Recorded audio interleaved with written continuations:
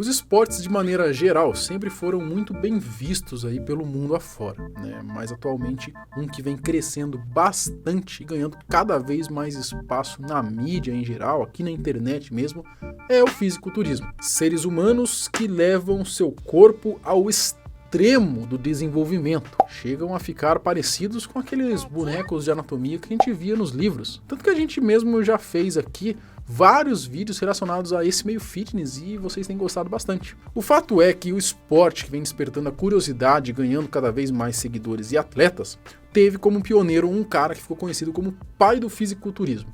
E não tô falando do Arnold Schwarzenegger. Nesse vídeo a gente vai conhecer a história do Eugene Sandow, o primeiro fisiculturista da história.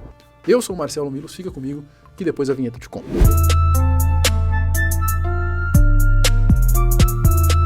Eu tenho certeza que até quem não curte tanto o fisiculturismo assim, conhece o Arnold Schwarzenegger ou o Ronnie Coleman, que a gente até já fez vídeo aqui no canal. O esporte que é tão falado hoje em dia e tem como foco a estética, a proporção, o condicionamento, a muscularidade, a simetria, sendo que cada categoria tem a sua particularidade. Falando nisso, as categorias são justamente para que cada atleta consiga se encaixar no máximo aí, ao máximo no padrão, né, do que condiz aí mais com seu biotipo e outras variáveis, já que a genética é bem importante. Ou seja, o esporte é para todos, mas nem todos são para o esporte. Você está disposto? Você está disposto a muitas vezes sacrificar sua saúde até mesmo, não é? Não é verdade? A gente sabe aí que muitos utilizam aí, muitos não, né, no fisiculturismo todos, né, não vamos ser hipócritas aqui, utilizam os famosos Danones, não é?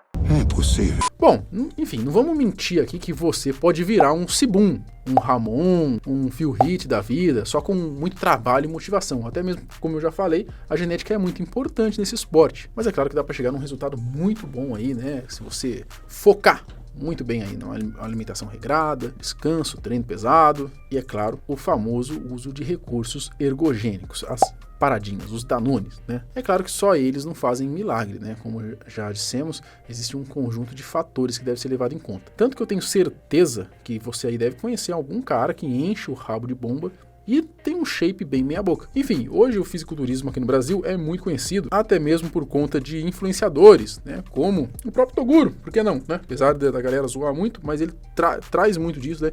Ele revelou muitos atletas, né? Querendo ou não, ele que primeiro buscou lá o Ramon, né, o Ramondino. E aí o próprio Renato Cariani, né, eu acho que hoje ele é o maior nome aí nesse meio aqui, no meio maromba aqui, relacionado à mídia na internet. Bom, se hoje o fisiculturismo é um esporte bem consagrado, nem sempre foi assim, e esse cara teve que se esforçar muito para poder criar essa filosofia de vida, essas competições, né, e numa época aí que era muito esforço mesmo, muito treino, pouco conhecimento e nada de paradinha. O primeiro fisiculturista. O Friedrich Wilhelm Müller, ele nasceu no dia 2 de abril de 1867, em Königsberg, o antigo reino da Prússia, lá na Alemanha, sendo que seu pai era um alemão e a sua mãe era uma russa. O Friedrich, ele era de uma família luterana, religião que segue os princípios de Martim Lutero, principal peça da reforma protestante. Seus pais queriam, inclusive, que ele virasse ministro da religião, tipo de um pastor.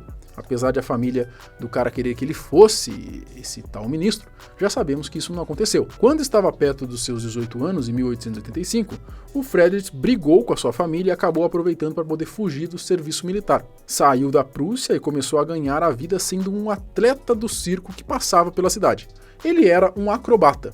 E só aí já dava pra gente ver aí que ajudava muito no shape, até mesmo porque ele tinha que ter uma condição física muito boa para poder realizar suas acrobacias. Lá no circo ele ganhou seu nome artístico de Eugene Sandow. Em Bruxelas, o Sandow encontrou o professor Attila em um ginásio e esse cara viu um potencial enorme no jovem e acabou se tornando seu treinador. Depois, já em 1889, convenceu o acrobata a participar de uma competição de strongman, que é focado ali no uso da força, né? E Sandow tinha talento pra coisa mesmo, já que ele ganhou logo de cara tudo. Com o sucesso, Eugene ele foi ficando cada vez mais reconhecido. Florence Ziegfeld, que era um produtor de teatro na época, ele queria exibir o físico de Eugene Sandow em Chicago, em 93.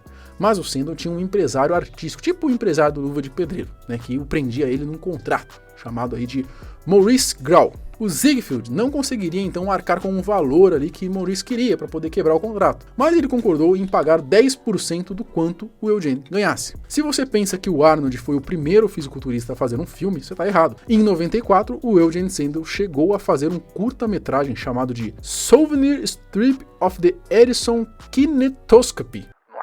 É difícil falar, né? Sandel, The Modern Hercules. Isso produzido pela Edison Studios. Observando o público, o empresário de Sandel percebeu que a galera ficava mais chocada com os músculos definidos dele do que com a própria força, com as próprias exibições de força que ele fazia. Por isso, ele falou para ele começar a fazer o que ele chamou de exibição de músculos.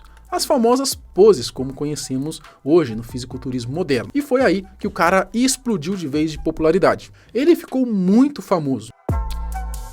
Em julho de 1898, o Sandel anunciou a sua primeira edição da Sandel's Magazine, que iria acontecer.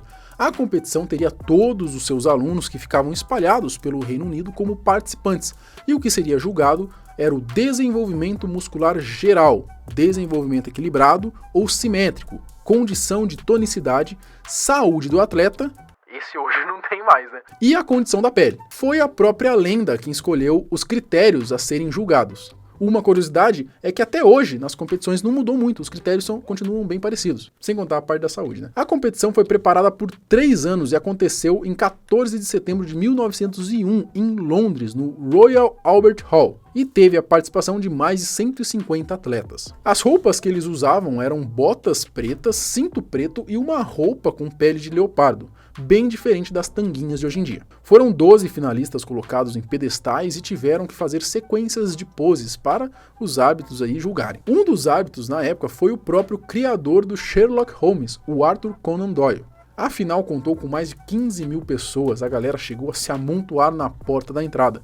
O sucesso do esporte veio logo de cara. O prêmio do primeiro lugar, além da grana, era uma estátua do Sandel banhada a ouro, segurando uma barra com pesos de bola. A tradição se manteve, até nos dias atuais eles utilizam a estátua do mestre Sandel no Mr. Olympia, para o campeão. A estatueta foi feita pelo escultor William Pomeroy em 1891. Em 1911, Sandel foi nomeado como instrutor de cultura física pelo rei George V da Inglaterra, e foi o primeiro a incentivar que as escolas tivessem a educação física de forma obrigatória. Ele se casou, teve 2 filhas e faleceu em 1925 com 58 anos. E você pode estar dizendo agora, mas ele faleceu com 58 anos, eu conheço um monte de gente hoje que enche o rabo de bomba e tá com 70, com 80, mas é que a expectativa de vida naquela época era em torno de 47 anos, ou seja, o cara viveu mais de 10 anos além. Bom, a proporção que o seu evento alcançou foi tanto que o Eugene Sandel é considerado até hoje o pai do esporte fisiculturismo. Por mais que possa ter existido outras competições antes, essa foi a que mais fez sucesso e teve seus primeiros registros. Sandel foi ídolo desse esporte e por 30 anos foi considerado o melhor físico do mundo e o mais impressionante, numa época em que nem de longe existiam os famosos Danones, uma genética espetacular, tudo natural. Hoje em dia existem várias competições de fisiculturismo pelo mundo. As mais famosas são a Arnold Classic e o Mr. Olympia, que junta atletas de todos os países possíveis. E se hoje conhecemos diversos atletas de alta performance, como o próprio Sibum, Ramondino, a gente pode agradecer também ao Eugene Sandel, o primeiro fisiculturista. Mas aí, você já conhecia a história de Eugene Sandel, o primeiro fisiculturista? Você acompanha aí o mundo fitness, o mundo dos bodybuilders? Você gosta desse estilo de vídeo? Comenta aqui que eu adoro fazer vídeo desse tipo, adoro, gosto muito. Então se vocês gostarem, a gente traz mais. Você sabia que a história do Eugene Sandel foi o segundo vídeo que eu fiz aqui no canal? Isso em 2015. É, cara, na época nem barba eu tinha. Eu fiz aí do meu jeitão lá na época, né, de qualquer jeito, mas foi o segundo vídeo e eu achei por mérito que esse vídeo deveria voltar aqui no canal, dessa vez aí de uma forma mais profissional. Bom, enfim, se você viu o vídeo até aqui, eu peço por favor que se inscreva no canal e deixe o seu like para poder ajudar a gente aqui no engajamento e me siga no Instagram, @marcelomilos. A gente se vê no próximo vídeo. Falou!